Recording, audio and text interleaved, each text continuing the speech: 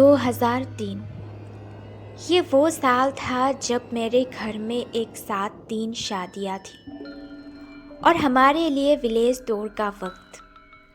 हमारे घर में 5 बहनें और एक बड़े भैया है। 1 जून और 14 जून को बहनों की और 21 जून को बड़े भाई की शादी थी। ये वो दौर था जब घर में शादी और गवना अलग अलग होता था। दुल्हन की विदाई गौने पर हुआ करती थी, जो 3 साल, 5 साल और 7 साल पर होता था। इन शादियों ने हम बच्चों को पूरा एक्साइटेड किया हुआ था। उन दिनों हम रिश्तेदारों के साथ मिलकर खूब घूमते। ऊपर से मिठाइयाँ, नए कपड़े का शौक अलग का। देखते देखते 21 जून को शादी का ये प्रोग्राम संपन्न हो गया था। अब बारी थी बेटियों के घर कुछ सामान पहुंचाने की। ये प्रथा के मुताबिक होने वाली रस्म होती है, लेकिन मुझे ये नहीं पता था कि इसी से जुड़े मेरे सफ़र में एक भयानक चीज़ से मेरा सामना होगा। 21 जून के कुछ दिन बाद मेरे बड़े पिताजी और बड़े भाई बहन के यहाँ इस काम के लिए जा रहे थे। मौसम सुहावना था, तेज़ ठंडी हवाएं चल रही थी। मैं छत पर खड़ी काले बादलों को गिनने में व्यस्त थी। तभी उनको देखकर लगे हाथ में भी तैयार होकर उनके साथ जाने के लिए दौड़ी आई। मैं ये जानती थी कि मुझे बाइक पर बीच में बैठकर ही बहन के यहाँ जाना है। फिर भी खुशी खुशी जाने के लिए तैयार हो गई। बाइक चलाने का जिम्मा भैया का था और पीछे ताऊजी बैठे थे। मैं भी बीच में बैठ ली। हमारी ये यात्रा जौनपुर में हमारे गांव चंगापुर से शुरू हुई। बहन की ससुराल मेरे घर से तकरीबन 40 किलोमीटर दूर सुल्तानपुर ज़िले में थी।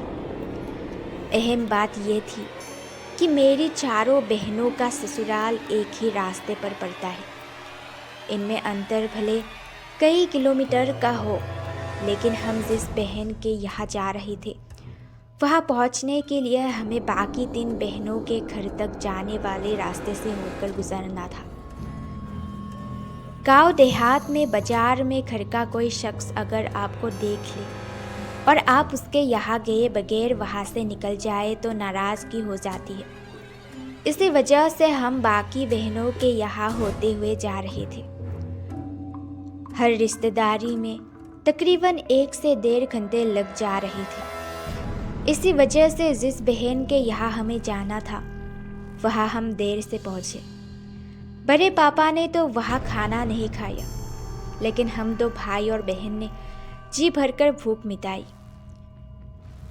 इस पूरे कार्य के बाद घर में सभी रिश्तेदारों से मिलना शुरू किया। जीजा जी से शुरू हुआ सफ़र उनके दादा के परिवारों और आसपास के 5-6 घर तक पहुँच गया। ये सब चीज़ों ने हमारा काफ़ी समय ले गई और हमें दीदी के ससुराल में ही 8 बज गए। दीदी के घर से हमारी बाइक 8:15 बजे निकली। रास्ते में करीदो कला में एक दूसरी बहन के ससुर जी मिले। वो हमसे रुकने का अनुरोध करने लगे। उन्होंने कहा कि रात काफ़ी है, रात उनके घर पर बिताकर तड़पे हम गांव के लिए निकल सकते हैं। ताऊजी उनसे बात कर ही रहे थे कि झमाझम बारिश शुरू हो गई। बारिश से बचने के लिए हम तीनों वही बाजार की ही एक दुकान के नीचे खड़े हो गए। हमें बारिश के रुकने का बेसब्री से इंतज़ार था, लेकिन वो तो मानो तय करके आई थी कि आज रुकना ही नहीं है। तकरीबन 40-45 मिनट बाद बारिश काफ़ी कम हुई, हालांकि थोड़ी थोड़ी अभी भी हो रही थी। हमने तय किया कि अब वहाँ से निकलेंगे। गांव में 7 बजे भी सुनसान जैसा माहौल हो जाता है और वो तो 9 बजे से भी ज़्यादा का समय हो रहा था, लेकिन हमें तो घर के लिए निकलना ही था। इसलिए भैया ने बाइक पर मोर्चा संभाला और बाकी हम 2 उस पर बैठ गए। गांव के रास्ते में एक जगह काफ़ी चर्चित है। इस जगह किसी ज़माने में लुटेरों का आतंक रहा करता था। मैंने यहाँ के किस्से घर में बहुत सुने थे। उस दिन पहली बार इतनी रात को हमें वहाँ से निकलना था, इसलिए मैं बहुत डरी हुई थी। मैं बाइक के बीच में थी और खुद को सेफ जोन में समझ रही थी, लेकिन भैया के कंधे से ऊपर नजरें करके देखने की मेरी हिम्मत नहीं हो रही थी। पूरा रास्ता कीचड़ से सना हुआ था। जरा सी चूक से बाइक स्लिप कर सकती थी। सड़क तो गाँवों में आज भी बुरे हाल में ही है। 16 साल पहले उसका क्या हाल होगा आप समझ ही सकते हैं। ठकवा नाम की वो जगह जो चोर लुटेरों के लिए बदनाम थी, हम उसके ऊपर थे। रास्ते में सरपत के बड़े बड़े पेड़ हमें घेरे हुए थे और बाइक दौड़े चली जा रही थी। वहाँ आसपास कई किलोमीटर जहाँ तक मैं देख भी पा रही थी तो सिर्फ बाइक की हेडलाइट की रोशनी ही नज़र आ रही थी। बाकी कहीं रोशनी का निशान नहीं था। मैं बार बार इस डर से सहमा जा रही थी कि कहीं सरपत के पीछे से लाठी लिए लोगों का झुंड ना आ जाए। बारिश की बूंदाबांदी के बीच भी इस डर से मेरा गला सूख रही थी। मैंने एक बार फिर भैया के कंधे से नजरें उठाई और आगे देखा। मैंने देखा कि सामने एक बड़ा सा बिच्छू सड़क पर कर रहा है। उसकी लंबाई करीब 3 फीट रही होगी। इसके 4 सेकंड बाद ही एक काली बिल्ली हमारा रास्ता काट कर चली गई। ये देखकर मेरा दिमाग ही मानो सुन्न हो चुकी थी। मैंने अपनी आंखें बंद की और भगवान को याद करने लगी। इतने में मेरे कान में किसी मंत्र की आवाज़ गूंजी। मैंने आंखें खोली तो पाया कि ताऊजी धीरे धीरे कई मंत्र बुदबुदाए जा रहे थे। बस फिर क्या, मेरा डर चरम सीमा पर पहुंच गया। इतने में ताऊजी ने भैया से कहा कि वो बाइक रोक दे। उन्होंने ऐसा बिल्ली के रास्ता काटने की वजह से कहा था। थोड़ी देर रुकने के बाद हमारा सफ़र फिर शुरू हुआ। हम ठकवा पहुंच गए थे। यहाँ पर एक पुल पड़ता था जिसे लेकर कई तरह की कहानियाँ गांव-गांव में तैरती है। हमारी बाइक जैसे ही इस पुल पर पहुंची, कई चीज़ें मेरे दिमाग में उभरने लगी।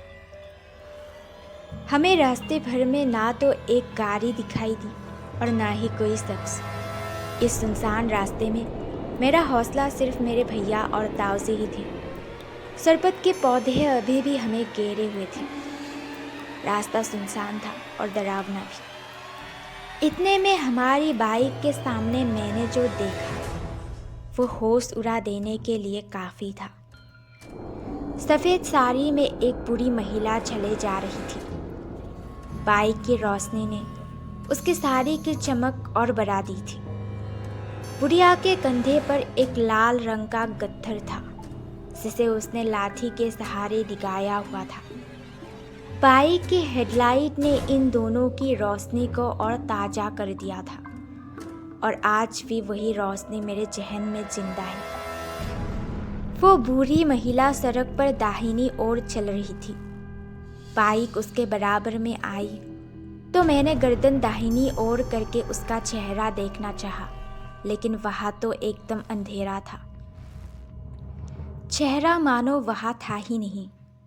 इतने में मैंने सुना कि ताऊजी के मंत्रोच्चारण और तेज हो गए थे। मैंने चेहरा आगे किया और मानो गुप होकर आंखें बंद कर वहीं बैठ गई। मेरी आँख इसके बाद तभी खुली जब हमारा घर नहीं आ गया। घर आकर मैंने ताऊजी से उस बूढ़ी औरत के बारे में पूछा। मैं उनसे सुनना चाह रही थी कि वो कोई भूत थी, लेकिन ताऊजी बात को टाल गई। आज भी मैं वो किस्सा याद करती हूँ तो स्मृतियाँ ताज़ा हो जाती है।